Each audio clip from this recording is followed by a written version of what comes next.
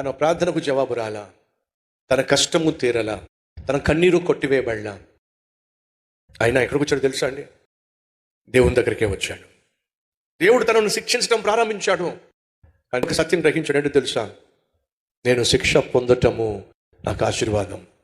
నీతిమంతుల గద్దింపు ఏమిటంటే మనకి అభిషేకం, ఆశీర్వాదం, కటాక్షం. మర్చిపోకండి. బైబిల్ సెలవిస్తుంది, తండ్రి తను ప్రేమించు బిడ్డలను గద్దించును, శిక్షించును. దేవుడు మనల్ని ప్రేమిస్తున్నాడు కాబట్టి మొదట గద్దిస్తాడు, గద్దింపుకు లోపడకపోతే శిక్షిస్తాడు. దావీదుకు అర్థమైపోయింది, నా తండ్రి నన్ను శిక్షిస్తున్నాడు, అర్థమైంది.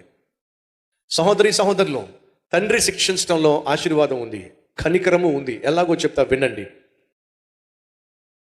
వాళ్ళ అబ్బాయి పక్కింటికి వెళ్ళి దొంగతనం చేశాడు. దొంగతనం చేసి దొరికిపోయాడు. దొరికిపోయిన వెంటనే పక్కింటి ఆయన ఆ పిల్లాడు కాలర పట్టుకో, రే మా ఇంటికి వచ్చి దొంగతనం చేస్తారా నువ్వు అని చెప్పి ఇంట్లోంచి బయటికి తీసుకొచ్చి కొట్టబోయాడు. కొట్టబోయినప్పుడు తండ్రి చూశాడు, బాబా హలో బ్రదర్ ఆగండి, ఎందుకు కొడతారు మా అబ్బాయిని? మీ వాడు మా ఇంటికి వచ్చి దొంగతనం చేశాడు, కొట్టకొని ఎలా ఉంటాను నేను? మా అబ్బాయి మీ ఇంట్లో దొంగతనం చేశాడండి. ఆ అబ్బాయి చేసిన దొంగతనానికి నేను క్షమాపణ కోరుతున్నాను, వాడిని కొట్టకండి. కొట్టద్దంటారా ఏంటండి?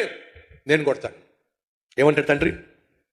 నా కొడుకు నేను కొడతాను, వాడిని వదిలేసేయండి అని చెప్పి ఆయన వదిలేసిన తర్వాత కొడుకు ఇటు పక్క వస్తే తండ్రి కొడతాడా కొట్టడా? మీరు చెప్పాలి. ఎదురింటి వాడు ఒక దెబ్బే వేసేవాడేమో, కానీ తండ్రిని వేస్తాడు 3 దెబ్బలు కొడతాడు. ఇంటికి వెళ్ళి దొంగతనం చేస్తారా అని గట్టిగా కొడతాడు. దొంగతనం చేస్తారను గట్టిగా కొడతాడు. ఎంత గట్టి కొడతాడు తెలుసా? ఆయన కళ్ళు చల్లబడేంత వరకు. ఎవరి కళ్ళు? బాగా కొట్టాడు అని చెప్పి ఆయన అనుకునేంత వరకు కొడతాడు. జాగ్రత్తగా వినండి.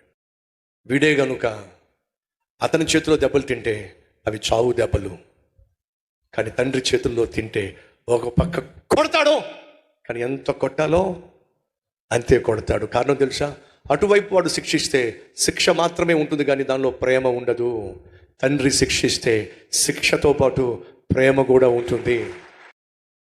కాబట్టి దేవుడు మనల్ని శిక్షించినప్పుడు ఒక చేత్తో పట్టుకుంటాడు, ఒక చేత్తో కొడతాడు కానీ ఆ కొట్టుడులో కూడా ఆయన అద్భుతమైన ప్రేమ దాగి ఉంటుంది. కాబట్టే మనం నశించిపోము. ఆయన శిక్ష మనకు నష్టం కాదు. ఆయన శిక్ష మనల్ని నరకం నుంచి తప్పిస్తుంది. ఆయన శిక్ష మనకు ఆశీర్వాదం.